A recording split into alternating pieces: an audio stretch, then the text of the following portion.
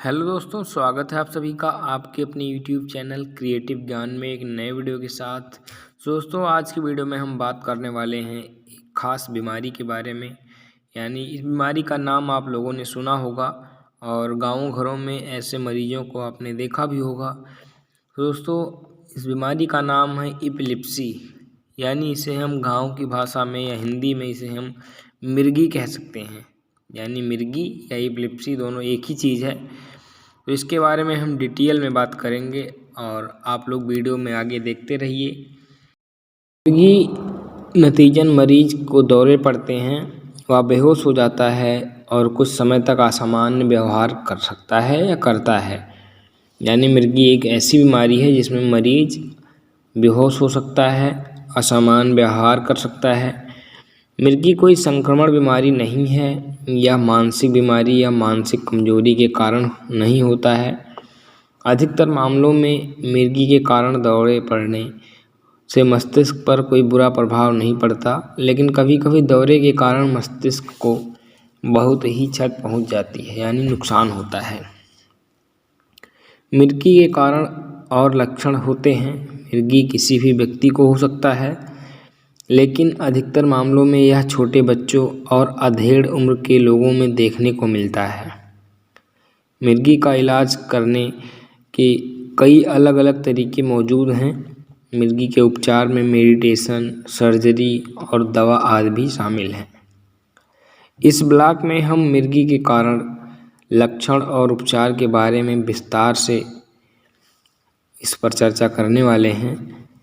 इस ब्लॉग को पढ़ने के बाद मिर्गी से संबंधित सभी प्रश्न आपके मन में जो हैं वो ख़त्म हो जाएंगे और आपको अलग कहीं दूसरे वीडियो में जाने की ज़रूरत नहीं पड़ेगी। तो सबसे पहले हम बात करते हैं मिर्गी जिस पेशेंट को या मरीज को होता है उसके लक्षण कैसे होते हैं। मिर्गी जिस पेशेंट को या मरीज को हुई है उसे बार बार दौरा आ सकता है। दौरा पड़ने का मतलब होता है अनकंट्रोल फायर ऑफ न्यूरॉन, यानी न्यूरॉन का जो बार बार एक ही चीज़ का सिग्नल आता है, इसी वजह से मिर्गी आ जाती है, यानी दौरा आ जाता है। तो अगर किसी मरीज में मिर्गी के लक्षण दिखाई देते हैं, तुरंत डॉक्टर से परामर्श करना चाहिए। दौरा पड़ने के अलावा मिर्गी के अन्य लक्षण निम्नलिखित हैं, अभी आपको हमारे नीचे बताएंगे। जैसे अचानक गुस्सा होना, अचानक चक्कर आना, एक ही जगह पर घूमना, बिना तापमान के आवेग, ब्लैकआउट या मेमोरी लॉस होना, कुछ समय के लिए कुछ भी नहीं याद रहना, बिना किसी कारण के अस्तबद्ध हो जाना यानी अचंभित हो जाना, अचानक खड़े खड़े गिर जाना, बार बार एक जैसा व्यवहार करना, शरीर में झुनझुनी या सनसनी होना, लगातार ताली बजाना या हाथ रगड़ना, चेहरे, गर्दन, हाथ की मांसपेशियां बार बार झटके आना, अचानक से डर जाना और बात करने में असमर्थ होना, छूने, सुनने या सूंघने की क्षमता में अचानक बदलाव आना, कुछ अंतराल में बेहोश होना। इस दौरान वोवेल या ब्लैडर का कंट्रोल खो जाता है, शरीर में थकावट होती है। अभी जितने सारे हमने पॉइंट आपको बताया, ये सब मिर्गी के लक्षण हैं। अगर किसी को मिर्गी या एपिलेप्सी हुई है तो ये लक्षण उनमें दिखाई देंगे। आगे बात करते हैं, इन सब के अलावा मिर्गी के दूसरे भी अन्य लक्षण हो सकते हैं। मिर्गी का लक्षण मरीज और मिर्गी के प्रकार के आधार पर अलग अलग हो सकता है। अगर आप खुद में या अपने परिवार के किसी सदस्य में ऊपर दिए गए जितना लक्षण भी हमने आपको बताया है, इन लक्षण में से कुछ भी मिलजुल रहे हैं तो आप तुरंत डॉक्टर से परामर्श लीजिए। और यही सब खास लक्षण होते हैं मिर्गी के पेशेंट को। अब हम बात करते हैं मिर्गी के कारण, यानी हमें या किसी पेशेंट को मिर्गी होने का कारण क्या होता है, क्यों आता है। तो मिर्गी की शिकायत अनेक कारणों से हो सकती है। इसके मुख्य कारणों में निम्नलिखित हैं।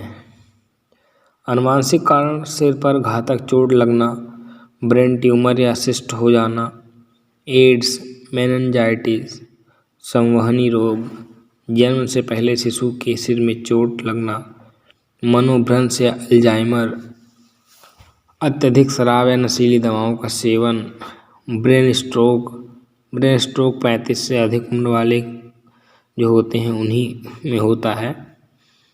शिशु के जन्म के दौरान मस्तिष्क में ऑक्सीजन की कमी होना, जन्म से मौजूद संबंधित विकार जैसे तंत्रिका संबंधित रोग, जितने अभी हमने आपको बताए हैं, इन सब के कारण मिर्गी या एपिलेप्सी हो सकता है। अब हम बात करेंगे कि मिर्गी खतरे को बढ़ाने वाले कारक, यानी ऐसे कौन से कारण हैं जिससे मिर्गी के खतरे बढ़ सकते हैं। तो हम आपको कुछ इम्पोर्टेंट कारण बताएंगे जिससे मिर्गी का जो रिस्क है, खतरा है, वो बढ़ सकता है। जैसे उल्टी सीधी दवाइयों का सेवन, हमेशा तनाव, बुखार, दवाइयों के साइड इफ़ेक्ट, चमकदार या तेज रोशनी देखना, नींद की कमी, अत्यधिक कैफीन का सेवन, अत्यधिक शराब का सेवन, भोजन नहीं करना, भूख ना लगना, लंबे समय तक व्रत रखना, अधिक भोजन करना, अनुचित भोजन करना, विशिष्ट आहार पदार्थ, ब्लड शुगर बहुत कम होना, ये सब है जो मिर्गी को ट्रिगर कर सकते हैं, यानी मिर्गी को बुला सकते हैं। इतने सारे दुर्व्यवहार करके हैं जो उनको बढ़ावा देते हैं मिर्गी को। मिर्गी का इलाज, ट्रीटमेंट ऑफ एपिलेप्सी। अब हम बात करेंगे कि इसके इलाज के बारे में। मिर्गी का प्रबंधन किया जा सकता है। मिर्गी का उपचार मरीज की उम्र और समग्र स्वास्थ्य एवं लक्षणों की गंभीरता पर निर्भर करता है। मिर्गी का इलाज करने के लिए डॉक्टर निम्न का इस्तेमाल मतलब जो भी हम आपको बताने वाले हैं इन चीज़ों का इस्तेमाल करते हैं। तो सबसे पहला है एंटी एपिलेप्टिक दवाएं, वेगस तंत्रिका उत्तेजक, कीटोजेनिक आहार, मस्तिष्क की सर्जरी, मिर्गी की दवाएं। तो सबसे पहले बात करेंगे हम एंटी एपिलेप्टिक दवाएं। इन दवाइयों के सेवन से मिर्गी के कारण दौरे पड़ने की संख्या कम होती है, यानी जो अनकंट्रोल फायर होता है न्यूरॉन का वो कम हो जाता है, और कुछ लोगों में दोबारा आने के खतरे भी खत्म हो जाते हैं। इस दवा का सेवन डॉक्टर द्वारा दिए गए दिशा निर्देश के मुताबिक देना चाहिए। अब हम दूसरे पॉइंट की बात करेंगे, वेगस तंत्रिका उत्तेजना। दौरे को रोकने के उपकरण का इस्तेमाल किया जाता है। इसे शल्य चिकित्सा या छाती पर या त्वचा पर नीचे लगाकर बिजली द्वारा गर्दन से होते हुए तंत्रिका तंत्र को उत्तेजित किया जाता है, यानी वेगस तंत्रिका उत्तेजना। अब हम बात करेंगे कीटोजेनिक आहार। जिन लोगों में दवाइयों का असर नहीं होता है उन्हें उच्च वसा और कम मात्रा में कार्बोहाइड्रेट्स वाले आहार का सुझाव दिया जाता है। अगला पॉइंट है मस्तिष्क की सर्जरी, यानी इसे ठीक करने के लिए मस्तिष्क की सर्जरी भी होती है। जो हिस्सा दौरे का कारण बनता है उस हिस्से को हटाया जाता है सर्जरी के दौरान या बदल दिया जाता है। और अब बात करते हैं मिर्गी की दवाइयाँ। तो मिर्गी के सबसे शुरुआती इलाज के दौर पर डॉक्टर एंटी सीजर, यानी जो सीजर करंट बार बार फैलता है न्यूरॉन के द्वारा, उसके अपोजिट दवाइयों को देता है और निर्धारित समय से खाने के लिए वो प्रेरित करता है या बताता है। इन दवाइयों से गंभीर दौरे को तो नहीं रोका जा सकता और ना ही मिर्गी का पूर्ण रूप से इलाज किया जा सकता है।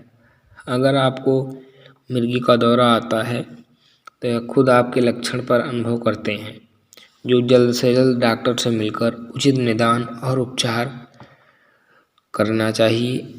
उससे उत्पन्न होने वाली गंभीर समस्याओं को रोका जा सकता है।